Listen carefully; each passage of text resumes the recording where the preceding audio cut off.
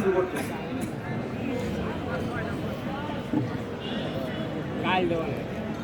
6 নম্বর আয়াতে বলা হয়েছে, আল্লাহ পাক হুজুরে পাক হযরত সাল্লাল্লাহু আলাইহি সাল্লামকে বলতেছেন, নিশ্চিতই যারা কাফের হয়েছেন তাদেরকে আপনি ভয় প্রদর্শন করুন আর নাই করুন, তাতে কিছুই যায় আসে না, তারা ঈমান আনবে না।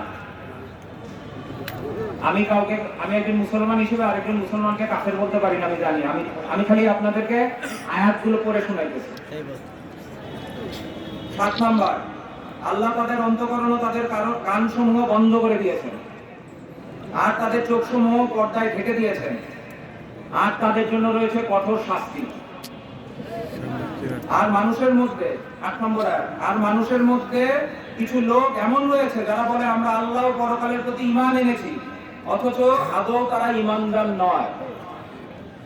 9 নম্বর আয়াত, তারা আল্লাহ ও ঈমানদারগণকে ধোঁকা দেয়, অথচ এতে তারা নিজেদেরকে ছাড়া অন্য কাউকে ধোঁকা দেয় না, অথচ তারা তা অনুভব করতে পারে না।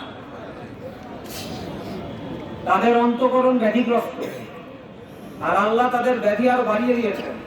বস্তুত তাদের জন্য নির্ধারিত রয়েছে ভয়াবহ আযাব, তাদের মিথ্যাচারের দরুন। আর যখন তাদেরকে বলা হয় যে দুনিয়ার বুকে দাঙ্গা হাঙ্গামা সৃষ্টি করো না, তখন তারা বলে আমরা তো মীমাংসার পথ অবলম্বন করছি।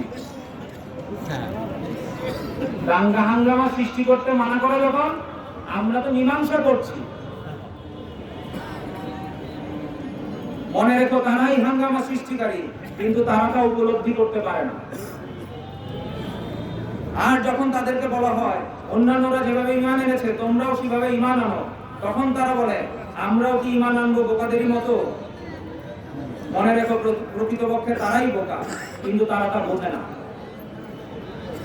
আর তারা যখন ঈমানদারদের সঙ্গে মিশে তখন বলে আমরা ঈমান এনেছি। আবার যখন তাদের শয়তানদের সাথে একান্তে সাক্ষাৎ করে তখন বলে আমরা তোমাদের সাথে রয়েছি, আমরা তো মুসলমানদের সাথে উপহাস করি মাত্র।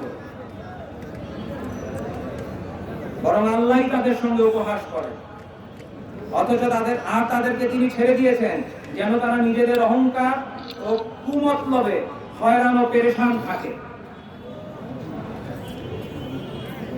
তারা যে সমস্ত লোক যারা হেদায়েতের বিনিময়ে গোমরাহি খরিদ করে, বস্তুত তারা তাদের এই ব্যবসায় লাভবান হতে পারেনি এবং তারা হেদায়েতও লাভ করতে পারেনি। তাদের অবস্থা সে ব্যক্তির মতো যে লোক কোথাও আগুন জ্বালালো এবং তার চারদিককার সবকিছুকে যখন আগুন স্পষ্ট করে তুললো, ঠিক এমনি সময় আল্লাহ তার চারদিকের আলোকে উঠিয়ে নিলেন এবং তাদেরকে অন্ধকারে ছেড়ে দিলেন, ফলে তারা কিছুই দেখতে পায় না। 18 নম্বর আয়াত, এই আয়াত দিয়ে শেষ করে দিব। তারা বধির, মুখ ও অন্ধ। তারা বধির, তারা মুখ তো অন্ধ, চোখেও দেখবে না, কানেও শুনবে না, মুখেও কিছু বলতে পারবে না, সুতরাং তারা ফিরে আসবে না।